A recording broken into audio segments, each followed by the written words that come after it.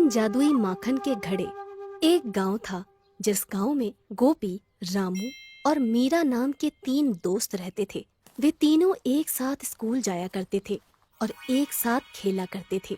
गोपी गरीब लड़का था, उसका घर बहुत छोटा था और वो ज्यादा महंगे कपड़े नहीं पहन सकता था। रामू और मीरा बहन भाई थे और वो बहुत अमीर थे। उनका बहुत सुंदर घर था। दोनों बहुत सुंदर सुंदर कपड़े पहना करते थे।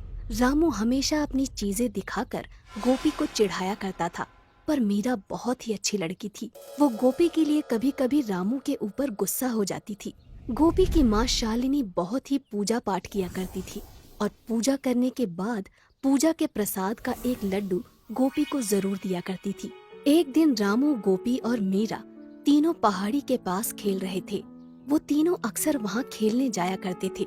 रामू ने एक बहुत सुंदर घड़ी पहनी हुई थी। गोपी, तुम जरा संभल कर खेलो ना। देखो तुम्हारी गेंद मेरी घड़ी पर न लगे। ये घड़ी बहुत महंगी है। मेरे पापा मेरे लिए दिल्ली से लाए हैं। रामू भैया, आप अपनी ये घड़ी निकाल भी तो सकते हो।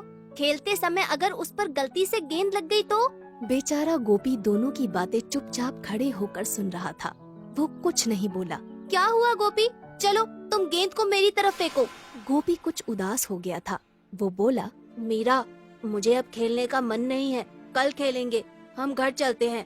हाँ हाँ, चलो चलो घर चलते हैं। शाम भी बहुत हो गई है और मुझे भूख भी लग रही है। आज मेरी मम्मी ने घर में गुलाब जामुन बनाए हैं। चलो चलो जल्दी जल्दी चलो। चलो गोपी, तुम भी हमारे घर चलो। हम तीनों एक साथ रसगुल्ले खाएंगे। नहीं मीरा, देर हो जाएगी। माँ ने जल्दी घर आने को बोला था। कल जन्माष्टमी की पूजा है ना, इसलिए। इसके बाद तीनों अपने अपने घर चले गए। घर में गोपी की माँ पूजा कर रही थी और गोपाल को भोग लगा रही थी। बेटा गोपी, आ जाओ, तुम भी भोग लगा दो। लड्डू गोपाल से जो मांगोगे तुमको मिल जाएगा। गोपी इतना सुनकर खुश हो जाता है। सच माँ, लड्डू गोपाल कुछ भी कर सकते हैं। हम जो मांगेंगे वो हमें मिल जाएगा। हाँ बेटा, वो भगवान हैं। सारी दुनिया वही तो चलाते हैं। आओ, अब जल्दी आओ। मासूम सा गोपी खुश होता हुआ भागकर भोग लगाने लगा। आज गोपी बहुत ही उदास था। रामू की घड़ी वाली बात उसे बहुत बुरी लगी थी। वो अपनी चारपाई पर रात में लेटा हुआ था और सोच रहा था, हम कितने गरीब हैं। हम अच्छे कपड़े भी नहीं पहन पाते और ना ही अच्छा खाना बना पाते हैं। रामू के पास कितने अच्छे अच्छे खिलौने हैं, पर मेरे पास सिर्फ एक गेंद। गोपी सामने की दीवार पर टंगे मंदिर के अंदर लड्डू गोपाल को देख रहा था। लड्डू गोपाल, क्या तुम हमें अमीर नहीं बना सकते? तभी गोपी की माँ वहाँ आ जाती है। गोपी बेटा, तुम सोए नहीं? रात बहुत हो गई है, सो जाओ। कल तुमको स्कूल भी जाना है। माँ, एक बात बताओ, तुम लड्डू गोपाल की बहुत पूजा करती हो ना, तुम उनको बोलो ना कि वो हमें भी रामू की तरह अमीर बना दे। ठीक है बेटा, मैं बोल दूंगी। बस तुम मन लगाकर पढ़ाई करो। तुम देखना, लड्डू गोपाल तुम्हें बहुत अमीर बना देंगे। चलो अब तुम सो जाओ। गोपी अपनी माँ की बात मानकर चुपचाप सो जाता है। अगली सुबह होते ही गोपी की माँ आवाज लगाती है, गोपी बेटा, जल्दी उठो, तुम्हें स्कूल नहीं जाना क्या? गोपी की आँख खुल जाती है और उसकी सारी नींद खराब हो जाती है। आंखें खुलते ही वो कहने लगता है, अरे लड्डू गोपाल, तुम इतनी जल्दी सवेरा क्यों कर देते हो? अभी थोड़ी देर पहले ही तो रात हुई थी और इतनी जल्दी तुमने सवेरा कर दिया।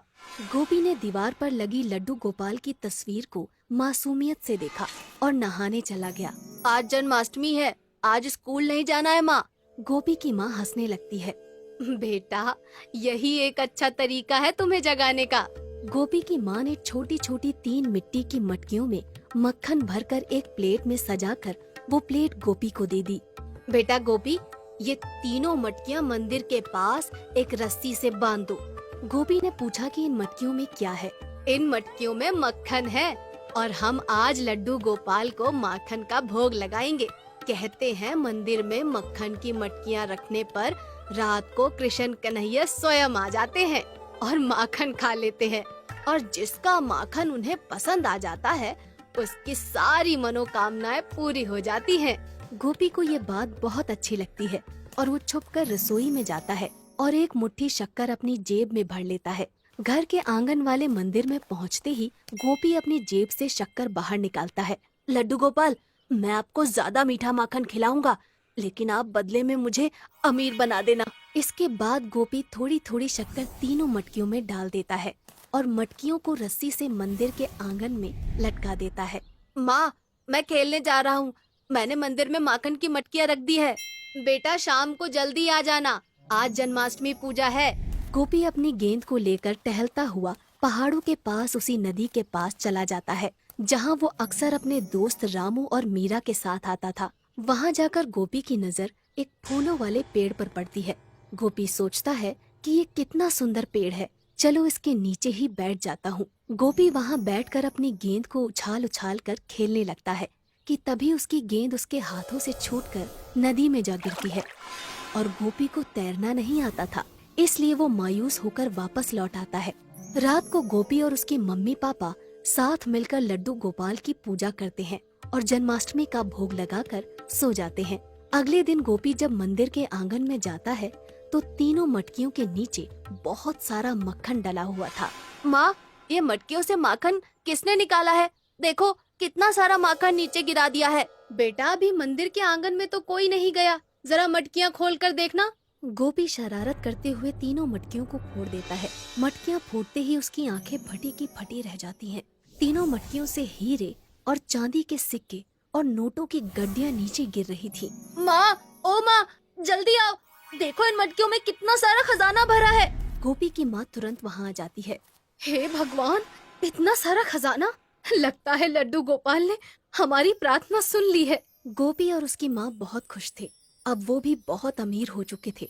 उनके पास बहुत सारे हीरे और चांदी के सिक्के और 2000 के नोटों की गड्डियाँ आ गई थी।